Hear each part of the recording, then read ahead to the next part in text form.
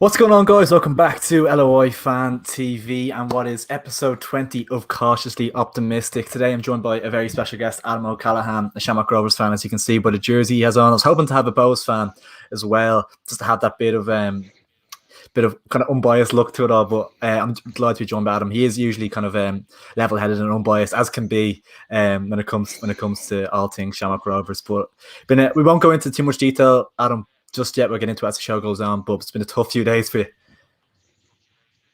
Yeah, it's been a rough week as a Rover supporter. Now, not gonna lie, haven't felt like this way in a good while anyway. So it's a unfamiliar feeling at the moment. Absolutely. Thanks so much for joining me. No Do problem. drop a like on the stream, guys, before we jump into it. We're going to be chatting all things FAI Cup. Of course, the Dublin Derby is the big thing we got Adam on to talk about as well. So many talking points from that one. We're going to be predicting the league games that are coming up this weekend, and we're going to be having a chat about the Ireland squad, of course, as well. They travel to Portugal this week to kick off their international campaign, make or break kind of week for Stephen Kenny. So a really good show in store tonight. We're going to be taking you through up till around 8 o'clock. So make sure to stay tuned and do drop a like and subscribe if you haven't done so already. But we're going to jump straight in. We'll start off at Cork City, Adam, and they put up a good fight against St. Pat's in the FAI Cup. It did go all the way to penalties. There's actually a crazy finish to the game. Chris Forrester put Pats in front on 89 minutes, and Barry Coffey, I think he equalised in the 95th minute, went all the way through extra time to penalties. Pats ended up winning it comfortably enough on penalties 4-1. But I think Cork could be proud enough of that performance, and it'll give them a bit of a boost going into the kind of final part of their campaign. But you'd think Pats will probably be fancying their chances in the last 8 now with the teams that are left. I think they should. I think Pats are probably going to be slightly disappointed with the way they performed as well, to be honest with you, because Cork haven't been doing that well in the league. But Yeah. I think that there's a lot of credit going to Cork as well for that as well. But I think Pats ultimately will be more disappointed. They should be beating that Cork team by a lot more. But like that, they're through and out, and what was a relatively scrappy game. I only saw towards the end of it, it was quite scrappy. It was kind of not end to end stuff, but either team could have really won it. Yeah. So I think ultimately now Pat should. I don't know what stories. They're another 3 points behind us, but we have a few games in 2 hand. games in hand, I yeah, think isn't it? ultimately Yeah. their best chance of silverware, 2 or 3. Yeah, I think ultimately their best chance of silverware is the cup. Yeah. At the moment, but I think they will be disappointed with how they performed overall. Because you shouldn't be, as I said, you should be beating Cork you should be beating them by a good bit, even if it is down Turner's Cross or not. Yeah, because I don't even think they're really in contention. They're like slightly with outside shout at the playoffs down there, but I don't think they're really in contention. I think they're a good bit off. Moving on to Dundalk, then they had a bit of a scare at home against St. Machtas from the Leinster Senior League. It was actually 1-1 at half time in this one. So I suppose St. Machtas will be very proud of the performance they put in. It's a great to get in at 1-1 and even to score a goal against Dundalk, just given the difference in size of the clubs and everything. Garrett McCaffrey did score for St. Machtas. That's 13 goals in 8 games for him. So possibly a player that could be on the radar for some League of Ireland sides. I know Conan Byrne was on Twitter talking very positively about him and said he had suggested to some League of Ireland managers that this was a player that they had to keep an eye on. So possibly a player we could see in the League of Ireland soon. But in the end, it was comfortable enough for Dundalk, but it wasn't easy. No, not at all. I actually was Dundalk put up a bit of a history of their games with Machtas in the past, and they were funny enough. They were very like, scrappy games, and the times they met in the cup, and very even games. Yeah. Again though, fair play to the Machtas team. You going up to Oriel Park, especially as a team, like that Leinster Senior League team. Granted, they have a good history in the Leinster Senior League, and they do have good players and good quality players coming in. Yeah. So could you give them that scare? Because it's in fairness, it's a completely different style of football coming into it as well. Like you're playing, these lads are coming in, they're playing against tough lads week in, week out. They're not going to be afraid of any Dundalk player, no matter how much quality they have or anything like that. They're going to have no fear regardless because they've nothing to lose. But ultimately, I think the quality on Dundalk squad and the experience just overcame them in the end. Yeah. No, definitely. And yeah, with Dundalk, we'll be possibly kind of looking at the FAI Cup now as something. Obviously, they're the holders already. That maybe that's something that could kind of save their season a little bit if they were to go and win that. But it's a big ask, kind of considering the form they're in at the moment and stuff as well. Moving on to Yeah, they're UCD, in terrible Longford. form. Oh, sorry, yeah, fire away. Oh no, yeah, they're in terrible form. Like obviously they're in the Yeah, relegation playoff, but I don't imagine them being there for much longer. Although it would be quite hilarious if they did end up there. But yeah, like that, similar to Pats enough, they only have that's their only incentive to win something, and they should probably go all out for that. I think they should stay up based on their squad. Like yeah. they're not going to go down realistically. If they do go down, I'll be very surprised. And yeah, it's just a bit of a it's just a terrible run of form they're on at the moment. So Yeah, I think they have a few games in hand and stuff. I know they're in ninth. It's kind of funny to see them there, but I think they have a couple of games yeah, in hand done. I think it's like Finn Harps and Waterford and stuff. But it's still still funny to see them down there, and it's just an yeah. absolute mess off the pitch It's really just for them at the it's moment. still scary. Yeah, it is. Yeah, it's still scary for them. Regardless of two games in hand or not, you still like with Rovers, we still have to go out and win them. They have to go out and then Yeah, win theirs. But there's going to be a lot of pressure on them as well. If they don't like, they might if they don't win like two of them, or they, you know, maybe draw both of them or lose one, and you never know what's going to happen next thing. You never something might come into their heads. But I think they have yeah, enough experience in the squad, enough quality just all around. no, Obviously definitely. to get them out of there. I think they'll do fine. Yeah, but it's scary. Like even like if you go back only a couple of years, it was Cork and Dundalk challenging at the top of the League of Ireland, and that just shows you how fragile the league is. Like Dundalk, like they're not guaranteed to stay in the Premier Division. Like they don't have a God-given right to be there. Like they need to get results to just. I know they probably will be fine, but they need to like kind of keep getting results and don't take it for granted. Nearly. Ah, yeah, we were only discussing that, me and a few of the lads a couple of weeks ago. It's mad how even as far as 2018, it was Cork and Dundalk, and everyone was going on about, oh, it's two of the same teams in the final again. The FEI are wanting this or whatever, the two model clubs, but now it's one's in the first division, one's in complete disarray on and off the field. It's quite a turnaround now. Yeah. That's crazy. A game that you would have possibly had a bit of interest in, Adam, was UCD Longford. UCD ran out 2-1 winners in the end. Stephen Bradley was in attendance on Friday night. Um, and I think it was Paul Darcy, I think it was, opened the scoring for UCD before Longford. The loanee from Shamrock Rovers, Dean Williams, equalised for Longford. And Colin Whelan ended up scoring the winner for UCD on 80 minutes. And Stephen Bradley, as I said, was in attendance. Apparently, he has an eye on Colin Whelan of UCD. He scored bags of goals in the first division this season. And apparently, I know a lad that was in at the match itself, and he was saying that Bradley left just after Colin Whelan scored, which is maybe an indicator that there's something going on there, possibly. Is the striker area like a place Shamrock Rovers possibly could be looking to upgrade, maybe with a young striker like Colin Whelan? I think he's just named in the Ireland under-21 squad as well, so possibly someone to come in for Shamrock Rovers at the start for next season, possibly. It's it's a weird one because with Rovers, the way we set up the play, we get most of our goals from midfield. I know Rory Gaffney's our top scorer, but he only has, is it 7, 8 goals, if even. Not Like many. I'm Yeah, not too sure. He doesn't have many. Not that not that a striker. You expecting a striker for Rovers, and it's for a club at the top of the league to be getting at least 15, 20 goals. But Rovers get a lot of the goals from midfield. Pico gets an odd goal from defence the odd time.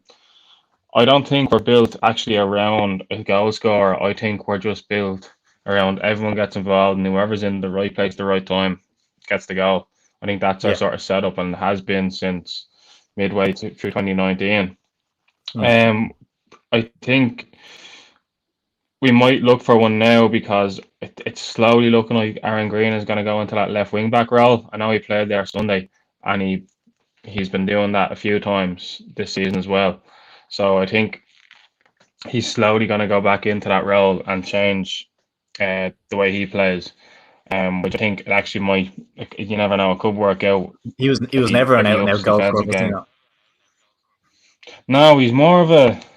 he's more of a player that, you get on and you get that defenders, he winds them up, he'll be standing Yeah, on their toes, he'll be talking to you, but he'll be running down the wing, running down the channels and just causing havoc. He was doing that the other night against Flora. Now, granted, he missed a sitter, but he was still causing the centre backs havoc in terms of just running at them and stuff. But he needs like support runners.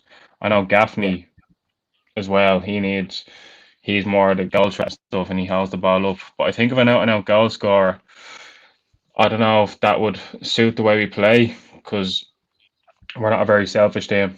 I think to be an out and out goal scorer, you have to show that little bit of selfishness as well. Yeah. So I don't know unless Bradley's thinking of changing it up a bit. I don't know. I'm not too sure. I was about to say But that is like that, maybe things are like starting to look a little bit stale, like at times possibly looking a little bit stale. Maybe having that option of a different type of striker, even in games where you need a goal, you need to go out and get a goal, and even challenging in Europe, kind of changing your approach to the odd time in certain games and stuff like that.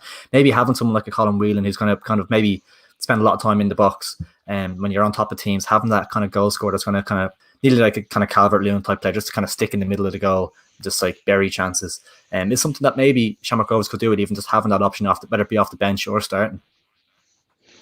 yeah, absolutely. I think it'll all tell in pre-season if we sign a player like that. If we sign him, if he's a young player scoring loads of goals in the first division, that's a great sign because it's not no better start for a young player. I think Yeah, that's a good start. Be a good sign if we do end up signing them. Then all the merrier. It would be a good option to have. Now it depends if we change style or not. We don't know what's going to happen now when the season ends or whatnot.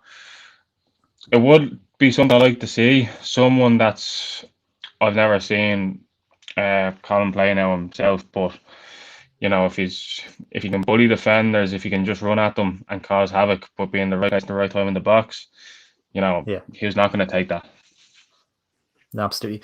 Just on Dean Williams before we move off this game, what do you think his future is at Shamrock Rovers? Do you think he has much of a future at the club? I know he's only a young striker as well, but maybe if they're looking at other options, is it possible that maybe they're looking to possibly move him on?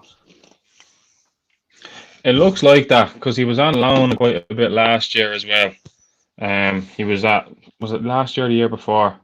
It might have been the year before. He was at Bray for a few games, scored Yeah, like a good few goals for them. Then he went back on loan to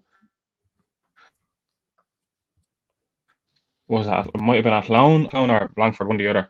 I know he's on loan yeah, now at Longford, but I think it might have been at loan. Sorry, and he scored another handful of goals down there. And like that, a young striker in the first division scoring goals like that, you can't go wrong with that. Every time I've seen Dean Williams play, he's put in 100% effort and he's been excellent for us. So yeah, I don't know why he's not given more of a chance. I know he's quite a small fella and stuff, and he's won't be as quick as say Greener is or anything like that. He'd be more just a goal scorer and stuff. I think he needs if in order to play in a Rovers team, Bradley demands that sort of physical attributes off you as well. He wants someone yeah, physical. He wants someone that can sprint after and has a bit of pace about them. I think Dean Williams is more. He's probably what I've seen him. He's more of an eye for goal than say Aaron Green is. But I yeah, think as a Greener, he just offers a lot more than more than what Williams is physically anyway. yeah. Physically, yeah, 100%, 100%. Moving on then to Waterford, Kilnamanagh. Kind of a routine enough, not too many talking points in this one. It was a comfortable enough win for Mark Berkham's side as they advanced into the final 8 of the FAI Cup. Waterford have upturned their form in the league as well. I've been really, really impressed by Berkham since he's come in. Probably haven't seen much of Waterford yourself, but their league position has shown that there has been a considerable improvement since he's come in. Yeah, I remember at the start of the year it was complete disarray with Waterford as well. Yeah. Your man, who was the manager before he left? Oh, I can't remember Kevin his Sheedy. name. Yeah, Kevin Sheedy having Yeah, doing all that like talking about the League of Ireland in that sort of way, sort of disrespecting it. That's gonna not leave a sour taste in the mouths of Waterford people, but the whole league in general. It was gonna give a reason for every club to like bite at them and try and take advantage and try and get a result off them as well. A bit of motivation. A complete turnaround from when they wanted to didn't want to play any young players, and then the next week they play the full squad of the Yeah, under-19s. So it's a complete turnaround for that. So they seem to have steadied the ship a little bit. I think they have a lot of characters in the dressing room, like likes of Brian Murphy and so on, to kind of like settle that. Like, look, we just need to get a good few results here now, and then they definitely have the squad for to keep a reasonable position in the league. But even look yeah. at that Kilnamanagh team. They have some like good ex League of Ireland players. Now Gary McCabe plays for them. Oh, does he? Yeah, Um, yeah. No, that actually Dean Clark plays for them.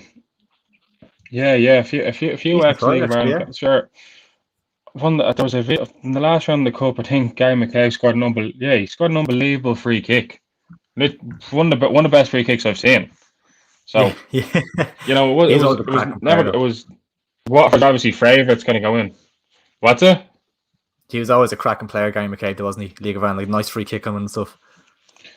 Oh, he was. Yeah, he was. He was one of those like he was a good winger and good attacking midfielder. Good option for us, and when he played for Sligo and so as well.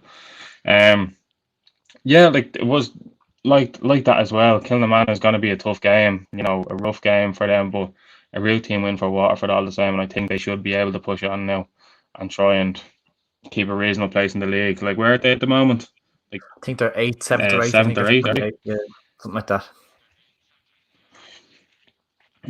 Yeah, they have the confidence now just to build on that result. I don't think a cup is a realistic expectation for them. Obviously, it'd be great for themselves to you know get going in it and try and get a good position in the cup and go far in it. But I think the league is more priority for them, so they need to focus on that. And the cup might maybe come secondary.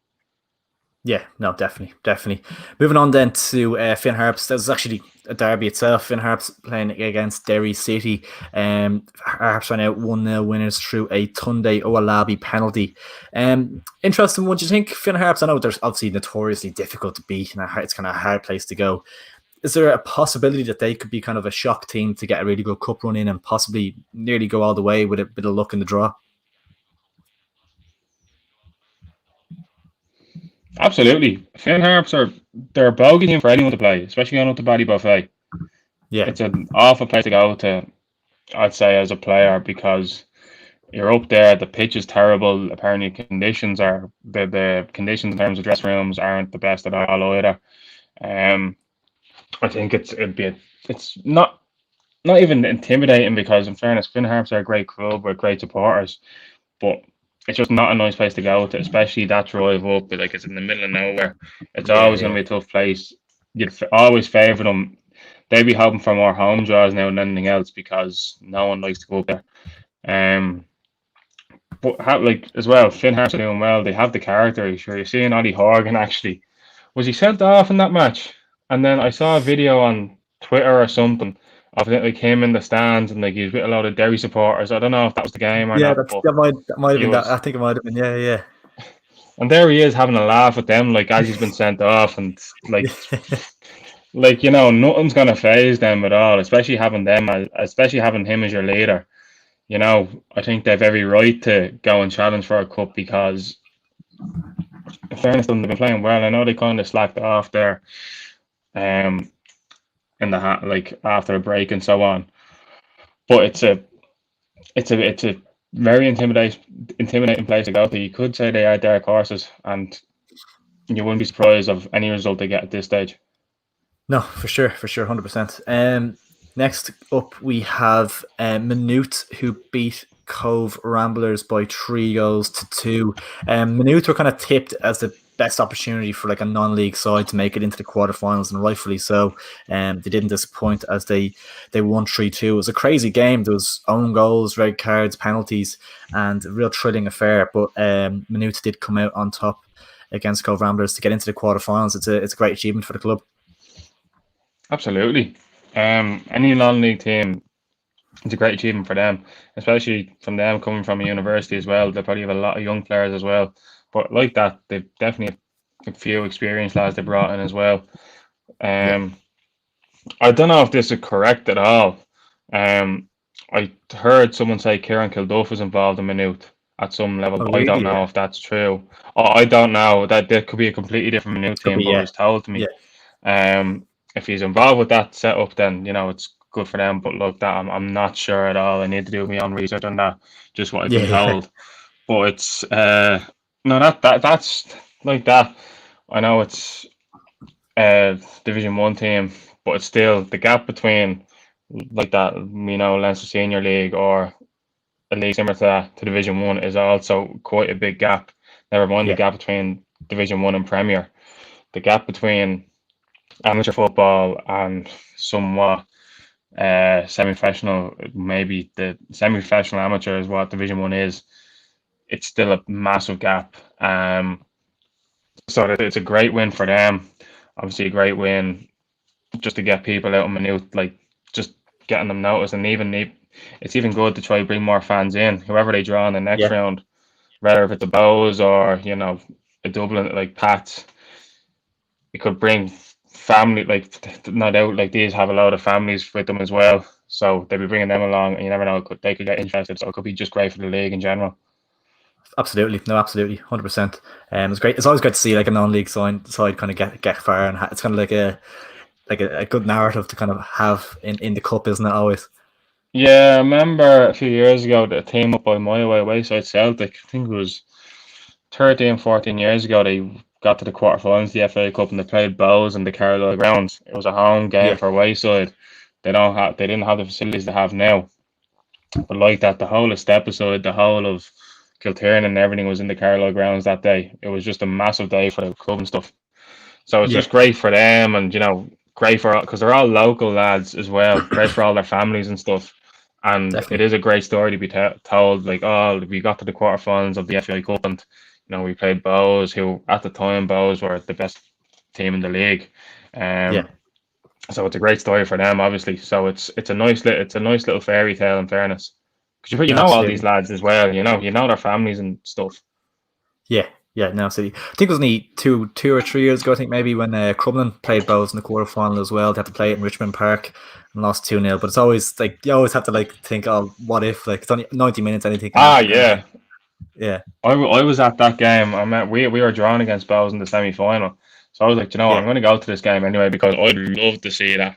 Especially as a Rovers fan, I'd be, I would have loved to see that. But they even yeah, like that Crumlin team had like Craig Welch, used to be yeah, on Football's Next Star playing for them as yeah, well. yeah, yeah. In the Who else? brand. They Oh no, he had didn't get the contract. Dean Kelly.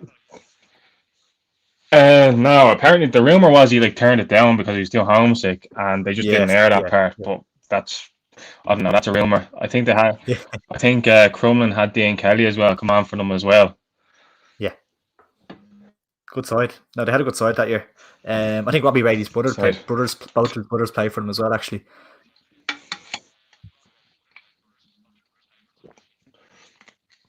who Robert Bailey was it? Robbie Brady's brothers. I think. Yeah, yeah, were playing for Crumlin in that match. I think. Yeah. Oh yeah, I thought I said Robbie Bailey. Remember he actually plays for Bluebell Oh as well. God. Yeah. I think before he got locked up, Yeah. he was playing for Bluebell United. Yeah. Yeah. Yeah. He used to. I think he was at Chelsea and stuff before Yeah, that, it was a wasn't he? I bit think weird. him, Robert Bailey. Yeah, he was with us as well for a while, and he was just a Was he? headbanger, just a Yeah. just a weirdo. Like he was just a Yeah. headbanger. Just Yeah. Yeah. just wet. Like he could play a pass, but when you're going into a 50-50, he's getting sent off and he's doing something stupid. You're like, I'll just accept him I'll accept him being here because he's gotten us results. He got us a good Yeah. Yeah. result in Europe one year, so I can't complain with that. Yeah, yeah. Moving on then to the second last game we'll be chatting about from the FAI Cup. It was Killester Donnycarney who lost 2-0 to Wexford.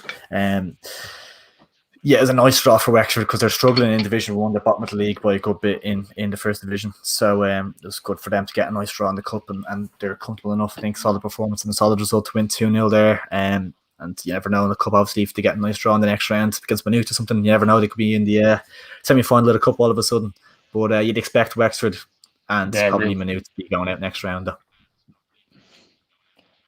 yeah, it's like that. That's a real team result. Um, like no one's gonna expect much in that. They need to. I don't know what stories with Division One, but they'll probably need to focus on building themselves, and you know I could probably wait for them and all, but they need to kind of rebuild themselves and get back, try and challenge for promotion in a few years as well. Yeah.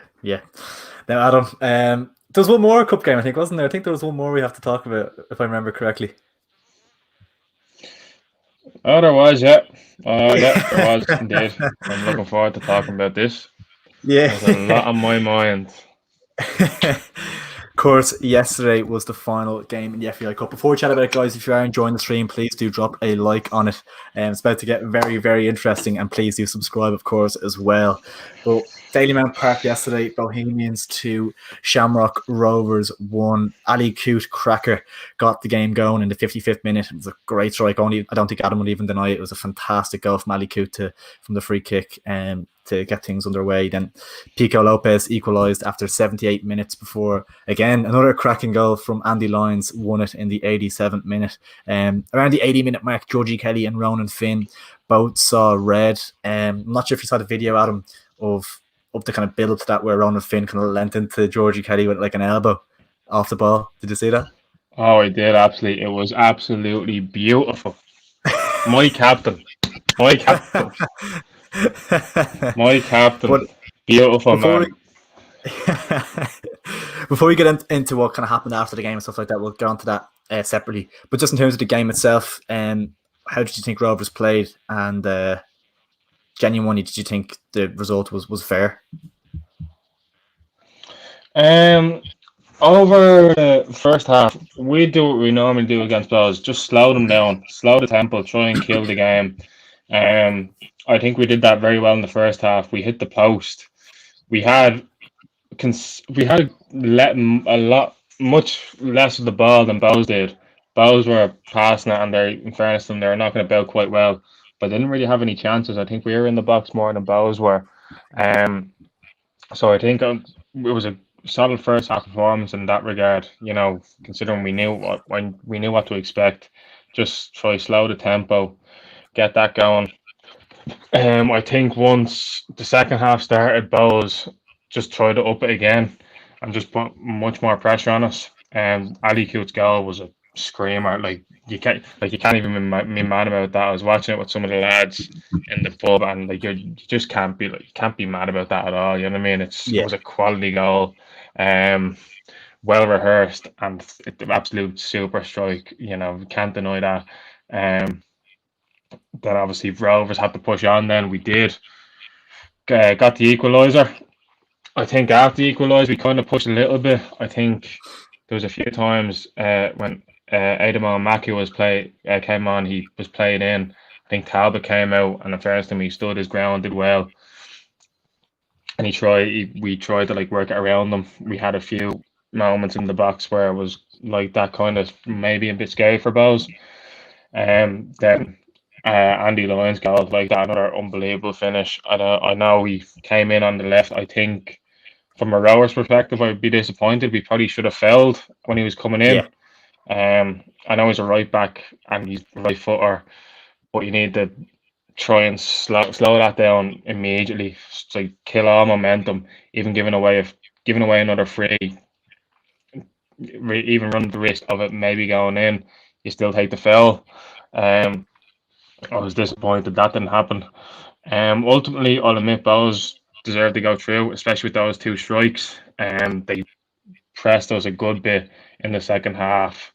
Rovers didn't really have quite much as they did in the first. They didn't really have an answer for what the defence was showing at them. I know we had a few runs at them, and Mandrew had a chance at the end. He just fizzed it into Talbot's hand straight at him. But other than that, I would say Bows fully deserved it, to be honest. Yeah, no, for sure. I'd probably agree with you in terms of, I thought over the 90 minutes, I thought Bows probably did edge it and deserved the victory. What is it with Rovers at the moment? I know that both the Florida Talon games weren't good performances really from a Rovers perspective, and now this one as well. It's kind of in the last 2 weeks, it hasn't really been good from Rovers. Is there anything you can see for why that is? Is it, as I was kind of touching on earlier, the formation, is it going a little bit stale? I've seen some fans on Twitter and stuff saying need to change things up a little bit, and it's kind of hard to put your finger on it in terms of what the problem is, but it hasn't been great performances recently in the big games. No, going back to the Flora game, although Rovers they were not at the race for the first game. It was terrible, the worst defensive display I've ever seen from a Rovers team, and from this Rovers team in particular, it was very bad. The 4 goals just came from errors, like unforced errors.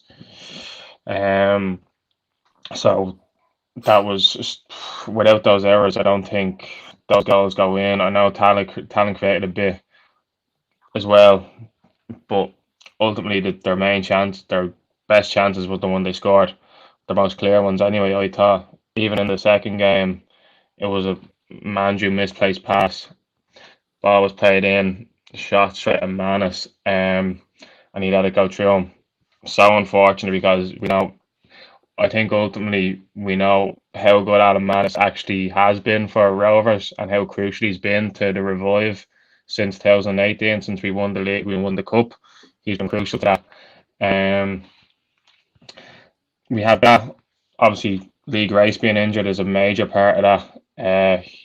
I don't think, I know, I speak for myself, I didn't actually appreciate Grace until he was actually injured because Sean, in fairness, I know Sean Hoare was kind of always going to be the scapegoat in those games because he hasn't played football in a while. He wouldn't be familiar uh, to, like, obviously Rovers fans know who he is, of course, but he wouldn't be familiar to sort of buy in as say Grace would, and fans are easily going to jump on that. I'm guilty of it myself. Joey O'Brien was poor those 2 games as well. Um, Pico wasn't up to scraps. I think going forward we're actually doing all right. We're still creating stuff. I think Dylan Watts has been great since he come back. Tell since he come in has been really good. Berkey, he never really loses the ball when it's at his feet. You know what you get with him. Gaffney has, yeah, exactly. Gaffney's been great with us, scoring like very good goals. So going forward, I don't think was the problem. Um, I think it's the sign. I know some Rovers fans might disagree with me when I say this, but you could really see the 35-year-old and Joey and the 39-year-old and Alan Manus the last few games. Manus, I love him. He's been an unbelievable servant to Rovers. Yeah, But this season he has let in a few very sloppy goals, which I've never seen him do that before, like ever. A keeper make mistakes. I'm a goalkeeper myself. I make a lot. You make a mistake, but Manus is the type of keeper that you don't see them too often, yeah, and just it's happened quite a bit recently with him. I think we will need to look at in the new off season at bringing in a goalkeeper, bringing in a few centre halves, because I think particularly Joey and Manus are aging, and for sure. they haven't been up to scraps. It's the first time in a while I've been nervous when someone's going at Joey, there's a shot on Manus, especially in the last few games and this season in general, they are looking the aging players they are, which is upsetting as a Rovers fan because Manus has been great, Joey's been great for the few years he's been here, but it's time to not necessarily ship them out. I'd love to keep them around the club, but you need to start bringing in the younger players and new signings. I don't know. I know the subkeeper for ours, Leon Poles. They brought him in from something similar to the Nike Academy. I don't know what it was called, but they brought him in from there, and I've never seen him play. But by all Yeah, accounts, he's all accounts by all the lads on the Rovers team. He's a great lad. He gets on with everyone, but he's also an unbelievable goalkeeper. So he's well, bought in, even though he hasn't played much. I know he played for the second team there last year quite a bit. But by all accounts, he's a very good goalkeeper. So unless they're going to try filter him in, or they need to bring someone else in, but I do think it is time to start looking at who's going to replace Manus, who's going to yeah, replace Joey. I think Sean Gannon is actually did really well on the weekend, going in at right centre half. Um, because he's quick and he's also good in the ball as well. That could be a role he could be suited to in the future. Um, but no, it's been it's been a terrible few weeks for Rovers. Not gonna lie, Yeah, it's the worst I've felt in a while as a Rovers fan. I was telling you earlier, but um, I think there does need to be a bit of refreshing like that. We were talking about the striker earlier. Maybe a change formation. I know the other night we went 4-3-3 against Talon. Maybe that's something we could be looking into, a system we could be buying into. yeah, Um, just need a few pieces here and there. But it'll be interesting to see what happens now. But I think between now and the end of the season, nothing's really going to change. I think because we're in a very good position with the league. I think we will win the league again. We just need to build on that, focus on that, get a good, strong finish in the league. Try wrap it up early, so maybe we can start implementing something and introducing the players I was talking, like not introducing like Leon Poles and a few younger players into the team. Because in fairness, we do have very good young players to bring in. Adamo Macu, I know when I saw him score the looks really goal in promising. Europe, he does. In fairness, I thought, oh, it's just a one goal thing, It's kind of like a Federico Makeda sort of Okay, thing, but yeah. he, in fairness to him, he came on yesterday and he was not afraid to, like for a 17-year-old, he wasn't afraid to go at the Bows players, and he made some very good runs and good dribbles past them, and he's good with his feet, so he could be Yeah. promising. No, And there's a then, reason he's getting like, brought on in European games at that age. Like he's been picked out from the academy at that age because he is talented. It's not like just a random kid being brought up, but like he is. That's like it's not like a one-off player or a one-off goal. Like he looks like a really yeah, talented boy. Like, Bradley would have known. Bradley, in fairness to him, he gets a lot of stick, but he's one of the smartest managers in the league. There's a reason why it's been that the whole process of building the team where it was to where it is now. There's a reason why we're doing so well, and he's behind it. And yeah, he's implementing a lot of the academy. He has signed, in fairness, he has signed a good few experienced players, but he has done a good job of bringing young players through and developing them. So he has an eye for this, in fairness. So yeah, if we keep going that way, uh, I'll be happy. But we just need to, if it takes a few signs to get in to try and refresh things, more than happy because they would be needed as well. yeah. No, for sure. There's a couple of comments I'm going to read out just here, that are coming in. A couple of good comments coming in. And as Gallagher says, the average age of the Rover squad on Thursday was 29.4 years old, which is telling. Um, Someone's saying here that Manus, he also, the same person says Manus will be 40 next May, so there should be plans in place to get a new number one in, with Manus kind of going into like a backup or a coaching role, and the same with Joey O'Brien as well. Where else I was agree. someone I still? agree with all three of them. I Yeah, think there was in the match yesterday. I think there was only like there was like 8 or 9 players over the age of 30, which is yeah, mental. Obviously experience is key, especially in League of Ireland. Experience is key because it's a different type of football than anywhere else. Um, but there does need not a rebuilding process, but a slow filtering of the young talent.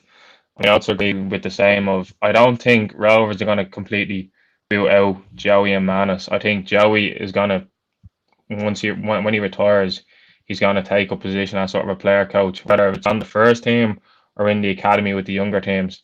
I think he'll yeah, do a good job filtering in because he is a good player to have in the squad. There was a remember when Jack Byrne first joined Rovers, he was kind of he tells a story. He was coming back from England and he wasn't taking training too seriously. He was kind of wasn't really arsed with it, and Joey was like giving him a bit of stick, and he was like, "Oh, you have a load of money and stuff like that. You don't need to be here." And there's a bit of an argy bargy, but Jack was obviously Joey was trying to get him to buy in and get him to focus in and focus in on Rovers, and obviously Jack did well for himself. I know he's thinking that there's talks of come back on going out on loan from Aberwell, but yeah, Joey kind of brought that on. Manus as well. He's the ultimate professional by all accounts. They did in the first lockdown last year. Rovers did a series of interviewing all players, and they gave their best 11.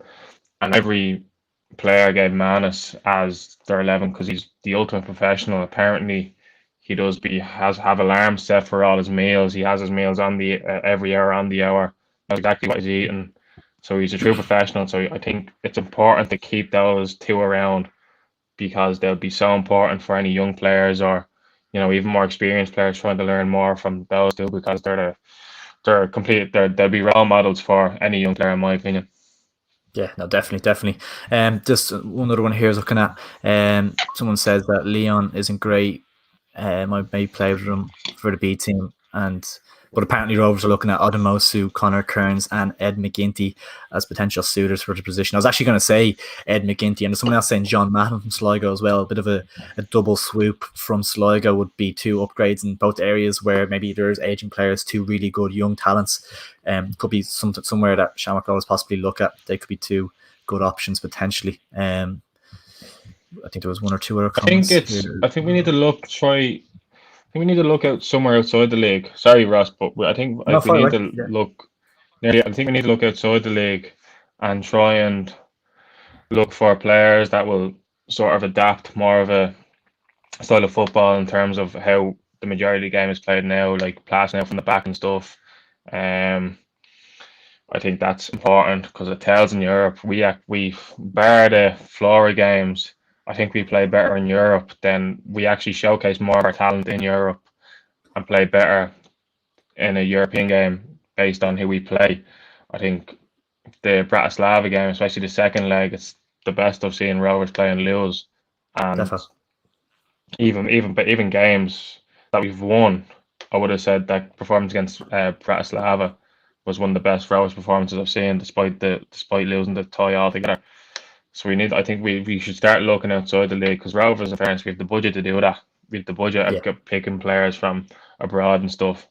I don't think we should be looking within the league at all. No disrespect to any of the goalkeepers that were mentioned, but say Connor Kearns, he's a Rovers fan. I know he'd absolutely buy into what Rovers are doing, but I think we need to look at more going abroad somewhere maybe. Yeah, fair.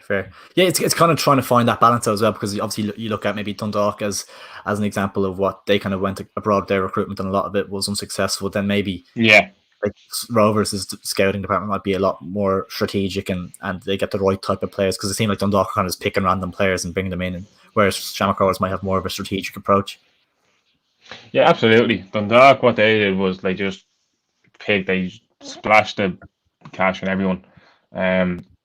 But it is at the same time, there is a balance, right? You don't know who you're bringing in. I remember we brought in Oscar Janssen when Stephen Kenny came in. He was on loan from Spurs and he was an under 21 Swedish international or something like that. And there was high praise for him, but he was a terrible goalkeeper. Um, Same when we brought in Tomer Chenzinski. Tomer was, in fairness, the first 6 months of Tomer was great. He liked that. I'm talking a lot about buy in because you want the players to play for you. He did buy Yeah, into Rovers, but he ultimately wasn't the best goalkeeper. He cost us a lot of games. He cost us a cup semi final against Dundalk, I remember. So now you need to find that balance of someone who really wants to play for the club and who's willing to buy in, but you need someone that's technically sound as well. yeah, no, for sure. Moving on to the kind of, I suppose you have to call it drama that transpired at full time. I think it was during the game when there was chance going towards, of course, there was always going to be chance going towards Danny Mandrew, of course, ex-Bows player, didn't leave on great terms with the club. It was always kind of a bit of beef there between maybe the Bows fan base and Mandrew, and it never felt like there was going to be a nice way of kind of like there was never going to be anything like acrimonious there between the two parties or No. whatever you want to say. But so there was a chance, and you'd like to think that it was the minority. That's why I'd love to get. I would have liked to have had a Bows fan on the stream tonight to get their perspective as well.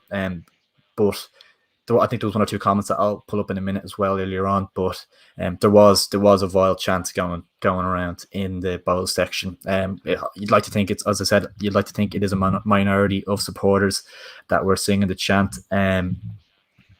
So obviously towards at the end of the game, then tempers emotions are high. it looked like something was kind of thrown in Mandrew's direction. And you can't excuse this. First of all, you can't excuse this, is that Mandrew did appear to kind of throw the coin back in the direction of the supporters. And he could have accidentally hit an innocent person or a child. You just don't know. But of course, there's an element of sympathy towards him as well, because it is a really emotional situation. That chant towards his loved one, if you want to call it that, was abhorrent. Like, it was disgusting. So it's a tough situation to try and assess, really, isn't it? Look, I'll be honest, as a Rovers fan, it's always a vicious derby. Now, that was probably the most vicious derby I've seen in a while in terms on and off the pitch. When Izzy Akinade played for Bohs, Rovers fans, everyone was chanting "rape is the paedophiles" towards Bohs. They were chanting that. Bohs, there's never going to be something nice to say, really. That's the best way to put it. Mandrew, obviously, they were chanting that about his girlfriend. Then he obviously had a coin thrown on him. Look, I know we shouldn't be throwing it back, but at the same time, I can't really blame him. You give as good as you get. It'll probably happen in a Rovers game as well. I remember Talbot. Now, we didn't throw anything back, but I remember Talbot came up the Rovers then one time and was giving stick to the fans, and obviously the fans were lobbing things onto the pitch towards him. There's always going to be that bit of bite, regardless of the situation, to be honest. I just don't get. No, I know it was a minority, but the way this is the bitterness coming out of me now, and I don't really care. Like, I'm just fuming over yesterday. But I'll say this: it's just the hypocrisy behind Bohs in terms of, they say they're this ethical club, and you have Daniel Lambert always taking the moral high ground in terms of what he says on Twitter, saying, "Oh, it's the people's club, it's the fan club, the refugees welcome," and stuff like that. Yeah, there's a set of supporters chanting all about that. Now, Rovers we're no angels either. We don't, but I'll admit, like, we are our supporters, but we don't go around broadcasting what we're doing or anything like that. Really, I know there was a bit of a campaign, in fairness, of like the no to racism stuff, which is great, by the way. But seeing Bohs, they're painting this picture as if they're, the people's club, if you want to call it. But you have Daniel Lambert doing interviews with The Sun, and he's taking the moral high ground on a lot of things. It doesn't really make any sense, to be honest with you. All the refugees welcome stuff like that, I admire it. It's great. But they're all chanting that about Mandrew and stuff. And I noticed that Maynooth and Bohs were very quiet there today and yesterday. So I don't know. I think they try and paint a picture that they're this welcoming club when, they're full of hypocrites. And I'm not afraid to say that, I'll be honest, and admit I'll say that myself. Yeah. This is where, like, I would ideally have, as I said, the Bohs fan on to give their perspective of the situation as well. But I do have to somewhat agree with what you're saying in terms of yesterday. I know, like, listen, Dublin Derby is always going to be, as you said, those chances. Both sides do it, really, as you said, rightly said. No side of course, are angels in the situation at the same time. But no one's an angel. Like, literally everything is said. It's football. It is football. It's going to be heated, emotional. It's going to be really like that, fiery. No. What I did last night, there was a tweet by, as you said, Daniel Lambert. And I have to say, I'm looking forward to this. I haven't heard this, by the way, so I can't wait to hear what he said. Yeah. Just in terms of what he said said something. I think it was like someone tweeted him saying, "Can you ask your members not to be singing terrible songs about women?" And he replied saying, "Agree. Can you kindly ask your club to have a women's team to allow female participation?" So I don't know. It just felt a little bit in poor taste. I felt like he had the opportunity there to kind of condemn the sexist chants that could be heard during the game, and he kind of instead he does know Rovers have an academy. Yeah, and everyone's welcome. He does know that, I presume. I think it was a Pats fan as well. That was tweeting at him at the time as well. That is actually unbelievable. So I know we have a women's team, and each their own. It would be great. he is trying to kind of like deflect like the responsibility of the situation nearly, like instead of kind of just condemning it, like it's all what was being sung is completely.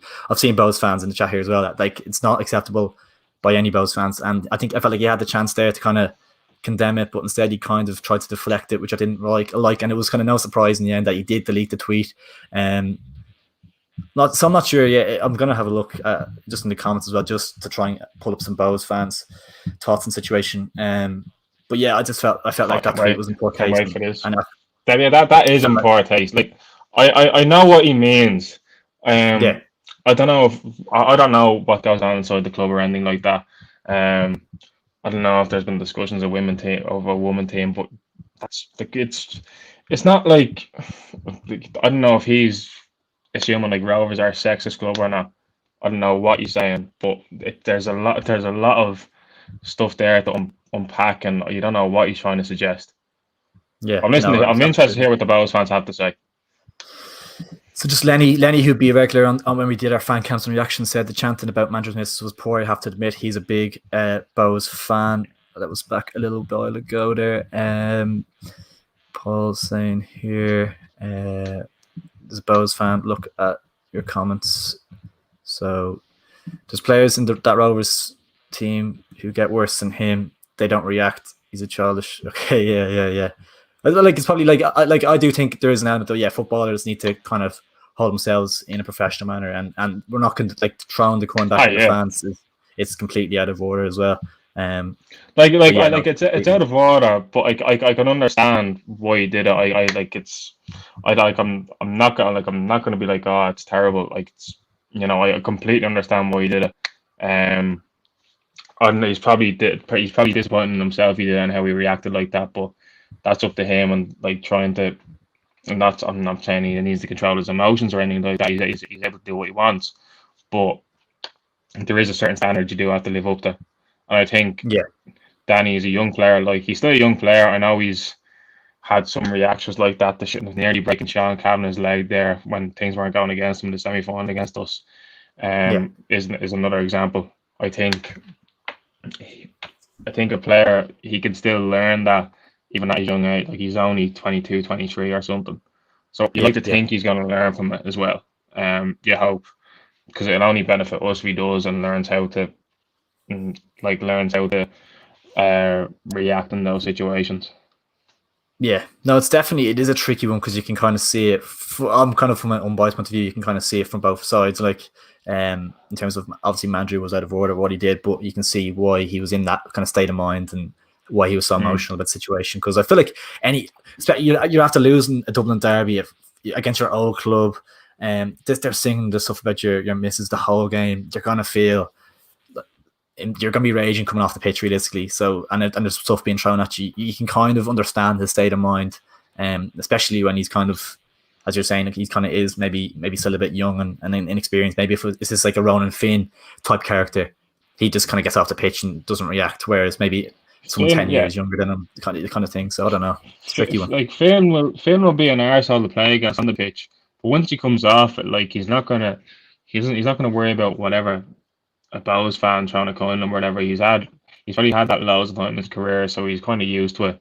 I think that Manu's fortunate that he's surrounded by those sort of characters in the Rovers dressing room to talk to him about it, and like, look, they're gonna say, they might say a lot worse in the future. Remember they had that flag about Shirley and Murphy as his missus as well. Yes, of course, yeah. So, I think Bows.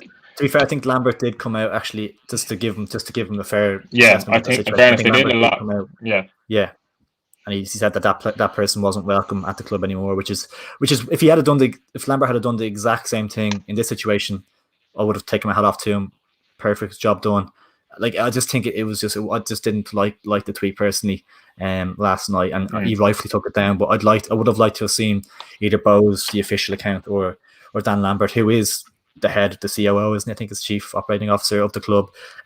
He's the head of Bows. Like he's their spokesperson in a way. I know their players and their man and Keith Long, they do a lot of the media, but everyone knows who Dan Lambert is. He's always on his Twitter and stuff like that, and he's a vocal presence. Yeah, he is. He's in the front line of it all. He doesn't take a back seat, which I admire for. In fairness, Yeah, he is passionate about it. Although I can't stand him and disagree with a lot of things he's done, a lot of things he said, and like that, always trying to take the moral high ground, whereas he contradicts himself constantly. You have to admire what he's done with Bowes, but he's not the smartest bloke either in terms of, you know, like that, saying one thing but acting the other as well. yeah. Now, just to kind of end the conversation, like I just think, yeah, like as I was saying, like just even if you had to just came out and done similar to when the flag was going viral, that flag was going viral, just come out and with a similar statement. I know it might not even do anything, but just to have that stance on the situation, because it isn't acceptable what was being said of it. An innocent girl that's not involved in the situation at all, like her boyfriend's playing on the pitch, like it isn't nice. I know she is kind of a public figure as well, I suppose, and that's probably why the chances are being made. But at the same time, it's not. It's so out of order. It's an innocent person, and it's just it isn't a Like nice what? thing. Like what if Georgie Kelly's comes out and says that on Twitter or something? You know what happens then? Do you know Yeah. what I mean? What does Lambert say then? Do you know what I mean? How do the Bows women's You don't team know. feel that the club hasn't come out and put a stamp down against this? What if you're a woman playing for Bows and the COO isn't coming out and saying this is unacceptable language to use towards a woman? I don't know. That's just the way I saw it anyway, personally. Yeah, of course. Come to a Rovers team and set up a women's team, make them happy. That's what I Yeah. say. I think he said something like there's Get no all other the Premier bows, get Division. all the bows women over. Yeah, I think he said something like there's no other Premier Division clubs with women's team, but I don't think that's true either. I don't think, to be honest. I think he said something along those lines as well. I think there's like Derry City have one. I think one or two others have one as well. Like it's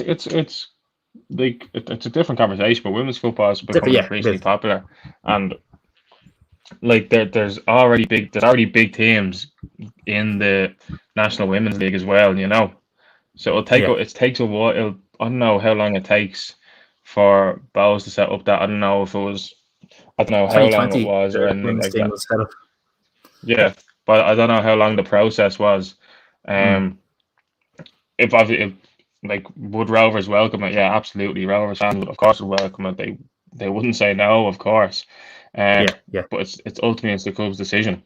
Um, so you know whatever whatever they do, it's up to them. You know yeah. No, whatever they absolutely, put their absolutely. interest into.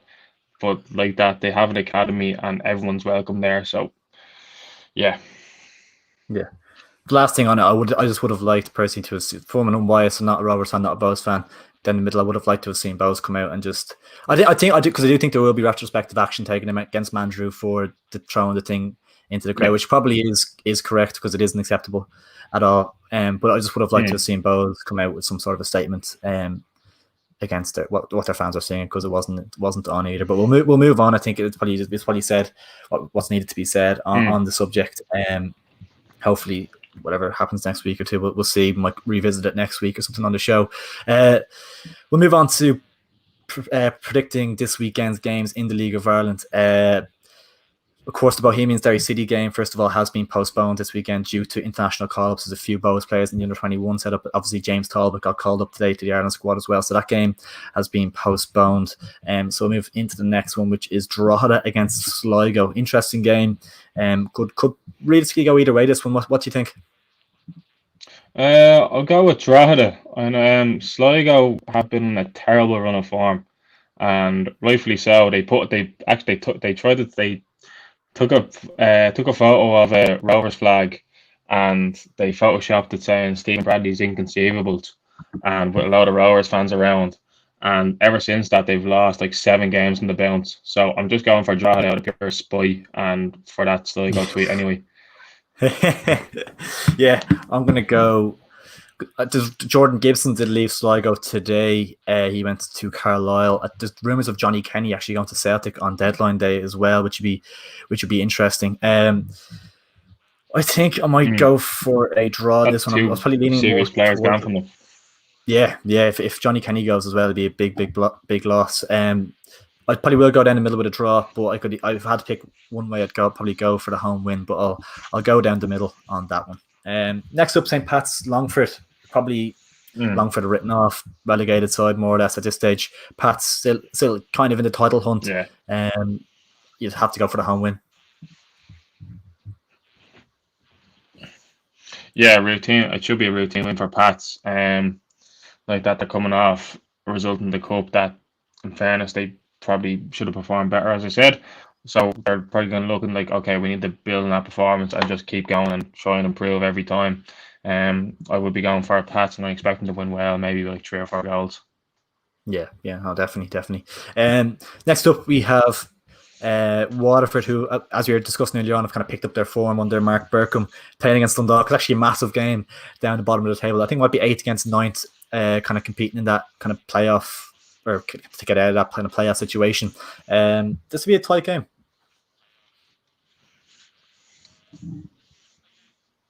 Yeah, I could see it go down as nearly a draw based off how Dundalk have been performing and how Waterford are performing. I don't think Waterford squad has nowhere near the depth as Dundalk has. I think they'll be doing well to get a win, although Dundalk have been poor. I think they will sort of scrape a draw or something at least, because it's an away tie as well. It's a tough game to go down to.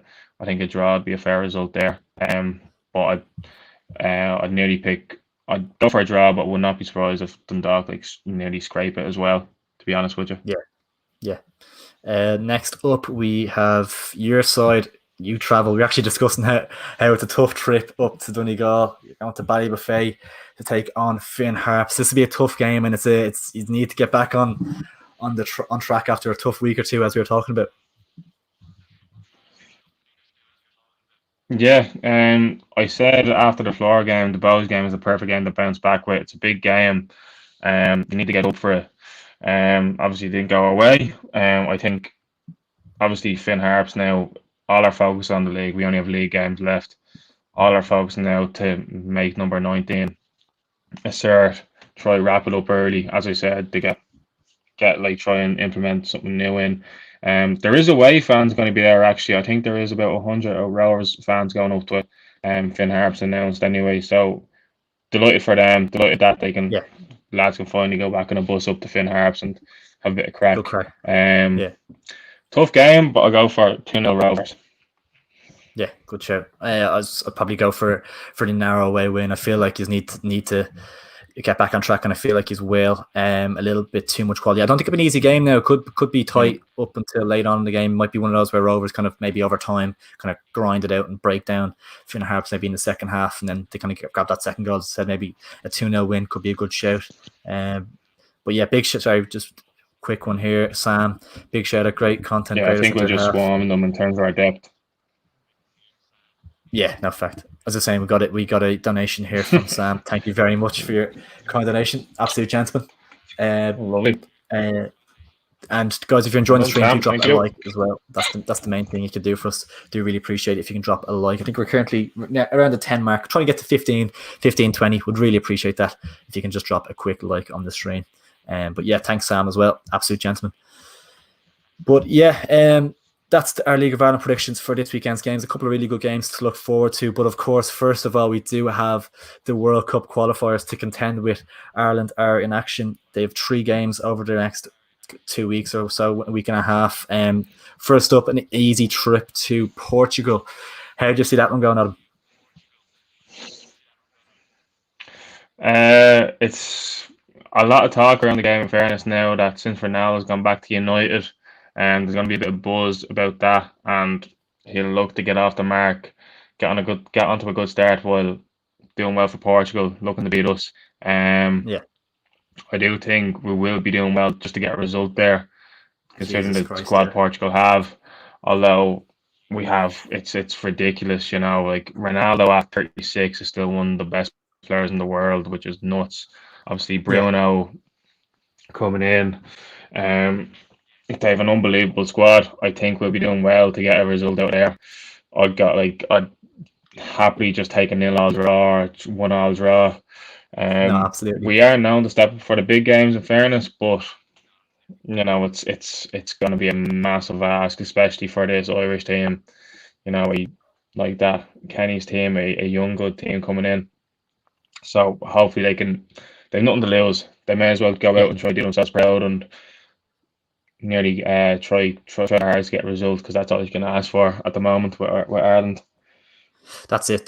Yeah, we'll have plenty of content coming out over the week or two, in terms of Ireland and just reacting to games, starting lineup videos, etc. So plenty to look forward to there. I do want to get your opinion on a few bits and pieces, Adam. First of all, I have to talk to you about a big loss for Rovers. Nice transfer fees received, but still a huge loss in Liam Scales, 600,000. Move to Celtic. I believe he's on the standby list in case maybe Manning or James McLean drop out through injury. Do you feel he was slightly unlucky to miss out on the squad?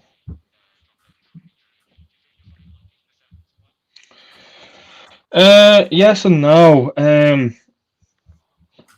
Considering how he's been playing for Rovers this year, he's been unbelievable for us. He's been brilliant ever since he's come into the team. Back in 2020, he's a good hard centre half. Nothing's going to nothing gets by him really. He's hard in the tackle. He's good in the air, but he's also very good with his feet. When he's playing that like left centre half back, left centre back, he was like that, playing out from the back with confidence. Then obviously Bradley moved him into the left wing back position, which I initially, when I saw, I was like, that's gonna be let him play within himself. I don't think he'll get forward as much as he should for that type of position. But he was getting forward. He was stringing past as well. He's a bit of pace about him. I think once he gets involved in Celtic, I think he'll slot into the first team very quickly. I have that much faith in him. He's such a good player. He's a wholehearted player as well. It's delighted for his move. He's deserves it 100%. 100%. He's been the best player in the league this year, all around, and he's a huge loss to Rovers. He bought, like I say it again, he bought into what Rovers are doing. He played for the badge. The Rovers fans reciprocated that and showed the love. You even see that at the end of the game the other night. They were chanting, "There's one name Scales," and even threw his jersey into the crowd after the game as a thank you. And absolutely delighted for him, and hopefully now he makes it good in Celtic, and he has a great career, which he has all the potential to. I think he isn't going to get into the Ireland squad based on playing the League of Ireland and stuff like that. I know Kenny said he's next in line if somebody does pull out, but I think ultimately, you for the World Cup qualifiers, you want your best squad of 23 and stuff like that. So yeah, he's unlucky in the sense that he has been the best player in the league, and it tends to be the best players in the League of Ireland do get called up, but at the same time, it's a massive campaign for us. We need to get some good results out of this as well. yeah. Also, actually, I know it's completely to do with Liam Scales. It goes back to the World Cup qualifiers. I know it's Kenny's first game in charge with fans, so I'm quite interested to see how they're going to react to him, considering his record with us and because he hasn't been properly introduced to him as well. So I wonder, like, if he'll get an standing ovation or a big ovation at the first game in the Aviva. So that would be interesting as well. I know I kind of sidetracked. I meant to say it in the first part, but look, we forget things sometimes. But I'm looking forward to seeing how his response is. Yeah, no, definitely. Because even thinking about it, obviously the Portugal game, away fans aren't allowed in, so Ireland fans won't see him till Saturday against Azerbaijan at home. And if we're losing to Azerbaijan at home, things could go sour quickly. But hopefully that won't be the case. Hopefully we do get a nice win against Azerbaijan. Just touching on today, there was some news on Ireland. We saw James Talbot. I think it gives a boost for the players. Sorry, fire away first. Jump to that after. Oh no, I was just saying, like, the fans will be a boost for him and the team as well. So like that, I'm hoping the fans just lift Ireland anyway, just to get a result.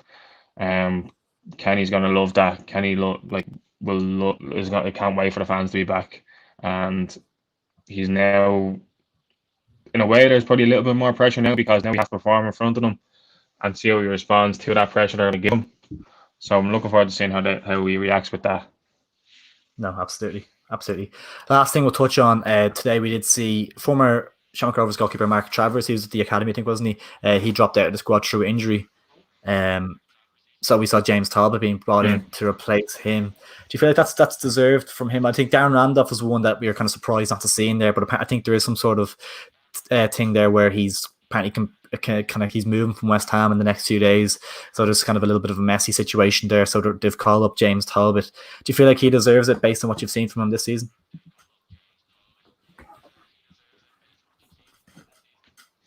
Yeah, boys aside, like he's been very good for Bells. Ever since he's come in, he has improved. I remember there was a stage in the first season he'd kind of get a bit rattled by certain things, but now he's not really getting rattled. I know when we played them in the cup final, he got really rattled by us. But boys aside, like he is a very good goalkeeper.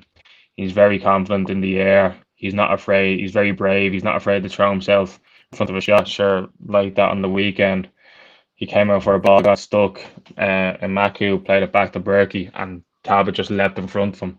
Just even if Berkey didn't shot, it was probably going to be a save. But just to throw Berkey off anyway, like he's brave to do that, brave to put his body on the line, and he has improved massively himself. And the Bells probably wouldn't be where they are, in fairness to them, if it wasn't for Talbot, because he is an excellent goalkeeper, he's an excellent shot stopper. I think for him, I don't think he's gonna feature in games, obviously, unless like Bazunu or Randolph get injured. I think Bazunu's probably gonna start again based on his performances with Portsmouth, I think, in League One, isn't it? Yeah.